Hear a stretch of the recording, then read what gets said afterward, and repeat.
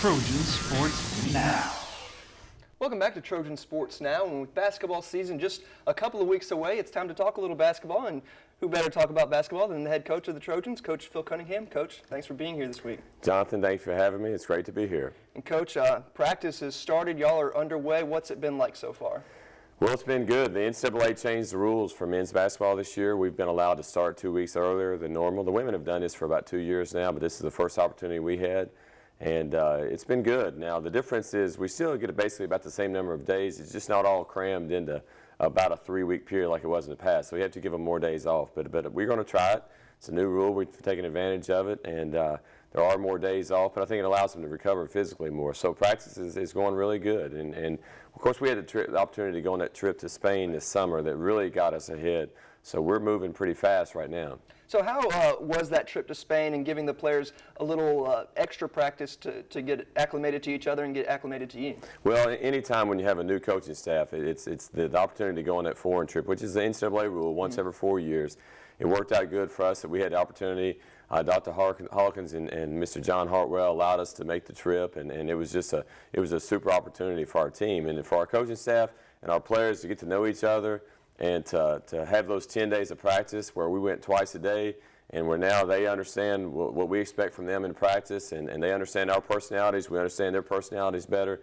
It was a tremendous advantage in terms of getting ahead a little bit moving into this first year. It also gives the players a chance to see things they may never ever get a chance to see. Oh man, it was for 6 seniors especially, and the way they've worked hard and as receptive as they've been to what we've tried to get them to do. I was really pleased for them because it was a wonderful trip to get to go to Spain. You know, a free trip to Spain, and how many chances do you get that in your lifetime? Exactly. And it's something that 20 years from now they'll still be talking about and still remember. And it was an excellent trip from a cultural standpoint as well. So what can fans expect to see out of your team this year, both offensively and defensively? Well, I mean, there's 3 things that we want to be in our program. We want to be together at all times. We want to be, we would prefer to be, the most together team in the country. I mean, we want to be unselfish at all times. It's not about me, it's about the team. Basketball is a team sport. There's 5 guys out there moving that ball, and you not only see that on offense, everybody thinks togetherness on offense, but it comes on defense too, because you're always looking out for your guys' back, and we want to be together. And the other thing we want to be competitive at all times. And competitive, when you talk about that word, there's a lot of things that goes under that. Toughness, the mental toughness, physical toughness, and just competing on every play, and we want to be that type of team. We may not be the most physical team, but we can still compete and fight you and scrap for everything we get. And then lastly, we want to be a real skilled team, and that goes in line with the way Coach Maestri and his staff recruited. They recruited guys who could score, and we've got a skilled bunch of guys, these older guys, which really fits in with the way we want to play. And we want to be skilled on both ends as well. Everybody thinks skills is offense, but it's defense too. It's knowing where to be, seeing the next play before it happens, those are the 3 big areas that we want to be strong in day and day out. So far in the practices that you've seen, how have the players been adapting to the change in systems? They've been good. They've been extremely receptive, and that's number one. They're hungry. Anytime you have 6 seniors, and every one of them are junior college transfers, and the tendency for a junior college transfer is his first year is he's sort of adapting to the new environment academically, socially, a new school, new coach, and they get better for their senior year. They're normally, I don't care what sport it is, a junior college player will be better his senior year. And we've got 6 seniors who are all junior college transfers, so I expect they'll be ready to go. But they've been, the word I keep going back to is they've been receptive, and even more importantly, they've been very hungry.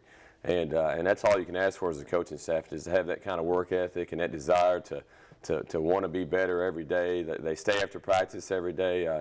We've been just extremely pleased with their attitude. Now, some of the players to watch out for, you said they're returning players, so fans may be familiar with them, but just go ahead and mention some of the players. Hunter Williams stands out. I mean, he's a guy. My dad was a college coach, so since I was a little kid, I've been around coaching and college teams my entire life, and he's as good or better of what you call a gym rat than anybody I've ever seen. He's in the gym. He was in the gym this morning. We practiced this afternoon, but he was in there this morning. We practiced twice yesterday. He's back in there this morning. He's in incredible physical shape, which means he can get in there all the time. He can stay after practice, but he's got an attitude. He's a competitor, and he's got that attitude of just, I'm going to outwork you. Right. And he stands out. He's a really good shooter. tough kid, and he can really score from the point guard position. So, we expect big things from him. A guy who I think will be one of the big surprises in this league, particularly offensively, is Wesley Hinton.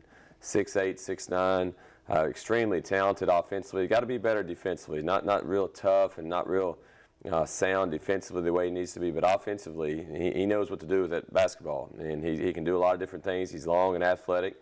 And then a couple other guys. Another guy very similar, Tevin Calhoun.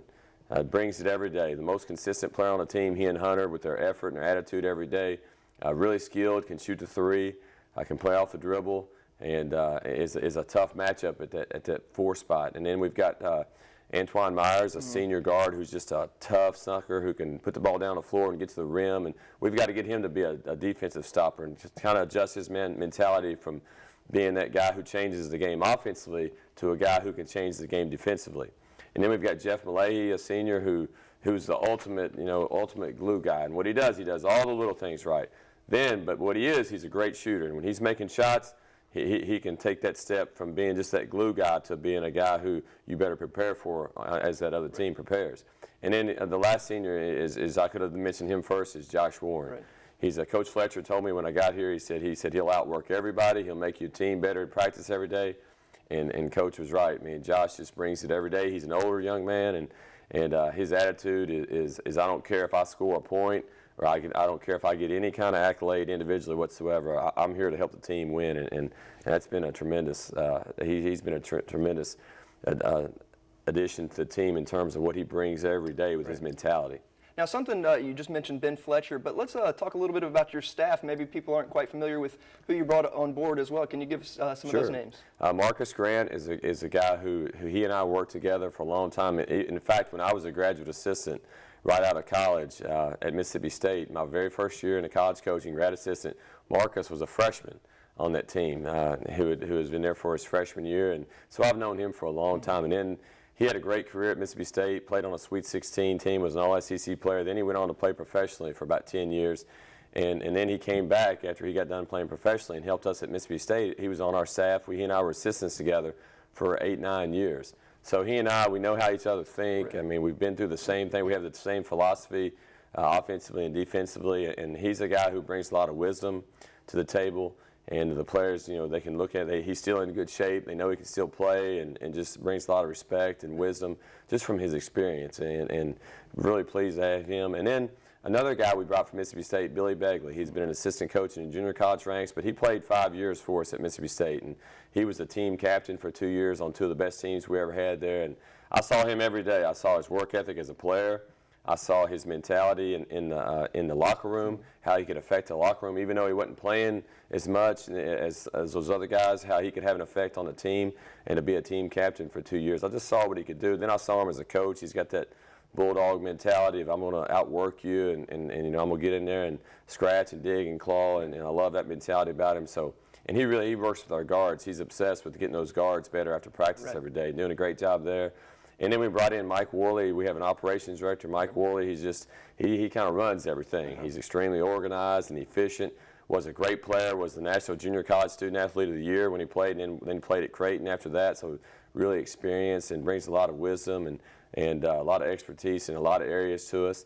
And then Mike Moynihan is our video coordinator. Mike is the grandson of Lefty Drizel, and I worked for Coach Drizel for 5 years. So I've known Mike since he was a little kid and watched him grow up and emerge, and he's a guy who brings that fresh, young mentality to our staff. We're still a relatively young staff, but Mike really brings a young mentality and can relate to what the players are going through and helps us, like, with, for example, with social media, handles all that for us, and he gets all that, and he's got a tremendous future in coaching too. So we're really pleased about our staff. And then retaining Ben. Ben, we call him the mayor of Troy. Everybody knows him everywhere we go. Everybody knows who he is, and it's been a real boost to our staff to keep Ben. He knows where everything is on campus, and he helps us, and he knows the current players, and on top of that, he's hungry as an assistant coach in recruiting and on the floor stuff. So I'm just really pleased with our staff. All right, let's take a little bit of a look at the schedule.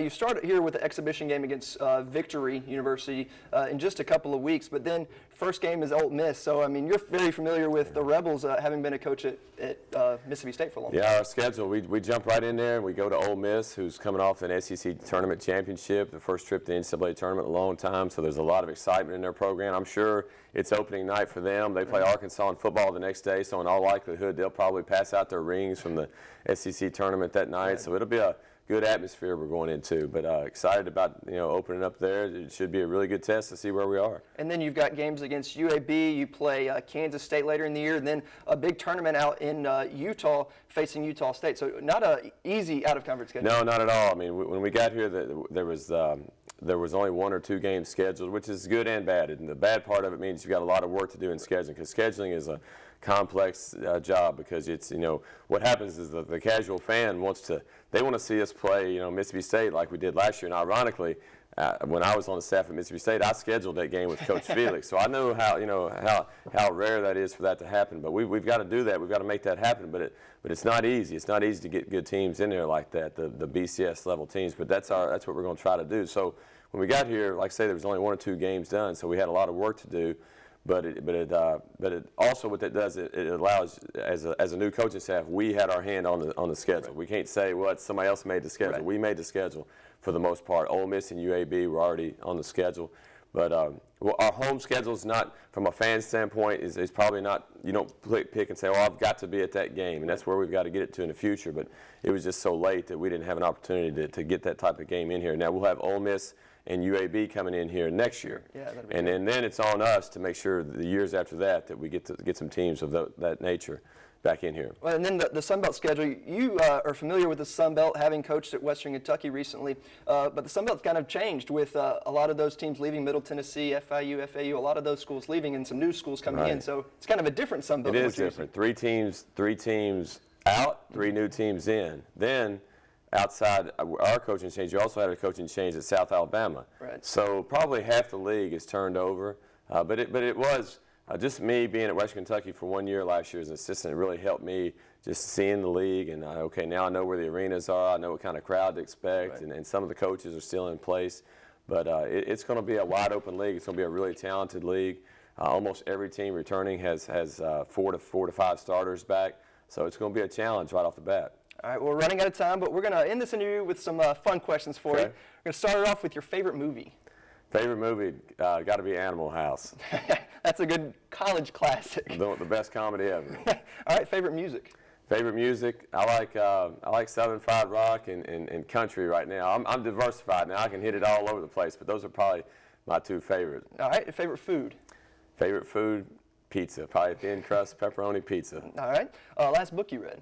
Last book was probably Columbine, a book about the Columbine massacre, and then all the after effects and everything went on. With tremendous book. All right, and Coach, I know you don't have much free time, but when you do get a little chance just to get away from basketball, what do you like to do? Well, you said it. There's not much free time, but I like to work out, and I like to listen. I listen to a lot of music. Sometimes you put those headphones on and put some music on and just get away from it all. All right, Coach. Well, good luck on this upcoming season, and thank you for joining us. Thanks, Jonathan. All right, and stay tuned for what's coming up this week in Troy Sports.